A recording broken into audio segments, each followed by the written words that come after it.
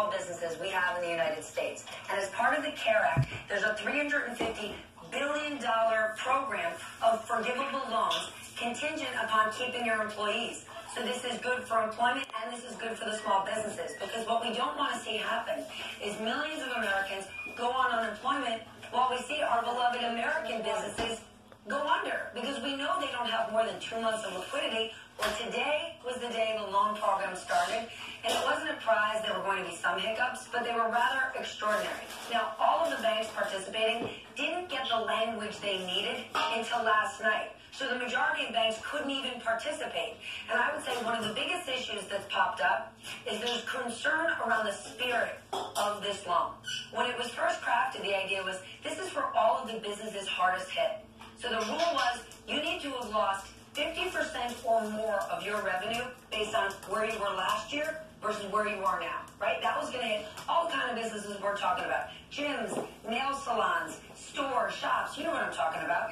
They had changed it. I spoke to Marco Rubio today with the idea that that didn't include enough businesses. So they said any small business with 500 people or less that is going to be economically impacted by the coronavirus. Now, that's already vague. And here's the problem with it being so vague. 500 people or less, you know who could end up in there? Money managers, hedge funds, law firms, DC lobbying firms, you name it. And so there's a very big risk here that you could see those who have professional tax consultants and lawyers to shimmy them to the front of this list, because it's $350 billion, and when it runs out, we don't know if there's anyone after. This thing is first come, first served. So now that this thing is in play, there's a lot of risks that it could get gamed, and imagine if it didn't get to those businesses in need. You and I both know there are businesses hurting. Sure. Well, Stephanie, you've been doing some of the fact-checking as well. Every day there's so much flying at everyone, it's hard to keep track. This was technically yesterday's briefing, but I know you have been separating the spin from the facts. So take a quick look at Steve Mnuchin so you can tell us what's true. Here we go. I encourage all small businesses that have 500 or fewer people, please contact your lenders. Any FDIC institution will be able to do this. Any credit union, existing SBA lenders, and fintech lenders. You get the money, you'll get it the same day. Stephanie? I'm going to go with a no to that. First of all, let's start with this. He said any business that's 500, a small business, 500 people or less, call any FDIC bank. I'm going to start with a no. You can't just call any bank. Banks are highly regulated, okay? You know this. They're filled with lawyers, compliance departments, right? Anti-money laundering rules, know your client rules are huge. And there are no bad actors here. Congress, Treasury, these banks, they all want to try to help people. But if banks are suddenly processing loans for people they know nothing about, that they haven't done their due diligence on, then the Treasury isn't going to make them whole. Or even worse, 2 years from now, when the regulators come in and they say, okay, Bank of America and Chase, I'm going to need you to detail all of these people that you extended these loans to.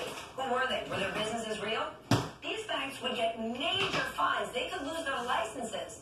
But the problem is, Secretary Mnuchin, while he may have the best of intentions, is standing up there like Oprah Winfrey, you get a car, you get a car.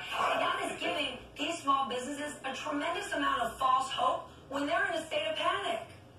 Yeah, because you get a car is way less exciting if in the end you don't get a car. Correct. You get a car isn't. You're going to need to call your existing bank, and then you're going to need to show your payroll receipts, and technically, you can't actually spend the money on anything. It needs to go to X, Y, or Z. So we need to be upfront, because right now, transparency and security is everything. People are scared. Their businesses are their livelihood. Yeah, you Can I ask you, Ari, go ahead. when Secretary Mnuchin says, I want to ask you, when Secretary Mnuchin says, any business with 500 people or less, call an FDIC-insured bank, do you not think that is an invitation for fraud? You're going to see lots of businesses that haven't really been affected or don't really need the money say, sure, we're giving out free money, I'm on board.